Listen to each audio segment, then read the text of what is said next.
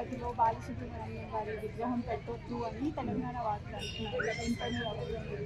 అనాగరికం, తెలియనితనం, తెలివి తక్కువతనం, లేకపోతే మేమంత గొప్పోళ్ళు మా అంత గొప్పగా మాట్లాడేటోళ్ళు లేరని చెప్పి మాట్లాడుతున్న మాటలు తప్ప, ఒక గాన గంధర్వుడు విగ్రహాన్ని రవీంద్ర భారతిలో, ఒక కళా క్షేత్రమైనటువంటి రవీంద్ర భారతిలో పెట్టడం తప్పు అంటున్నటువంటి మూర్ఖులకి ఇంకేం చెప్తుంది చెప్పండి.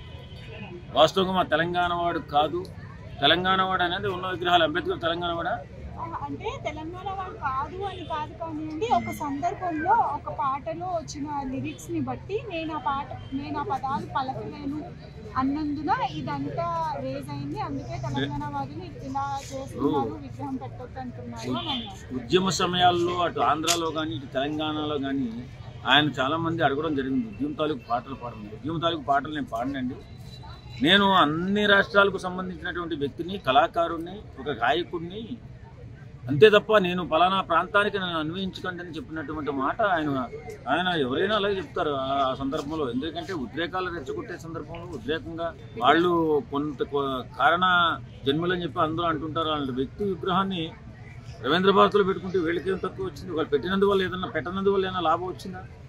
పెట్టినందువల్ల ఏమైనా నష్టం వచ్చిందా? నేనేమంటానంటే విశాల దృక్పథంతో ఆలోచించాలి. ఎవరు మాట్లాడినా సరే సమాజానికి ఉపయోగపడే మాటలు మాట్లాడాలి, అంతే తప్ప ఇష్టాంతిగా మా ప్రాంతం ఏమంటే నీ ఊర్లో నువ్వు ఉండు, నీ ఊరు పలానా ఊరు కదా, ఆ ఊర్లో ఉంటావా? హైదరాబాద్ రావా?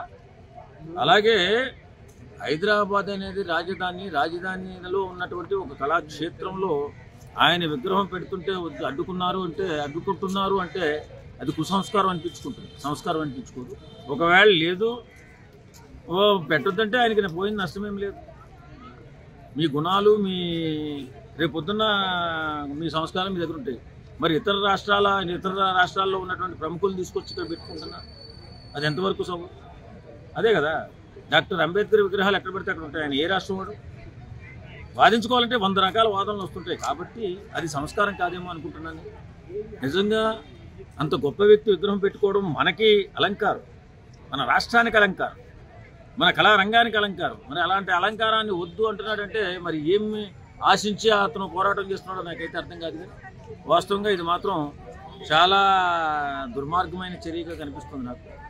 ఏదేమైనా ఆయన మనసులో ఆయన చెప్పాడు, నా మనసులో నేను చెప్పాను.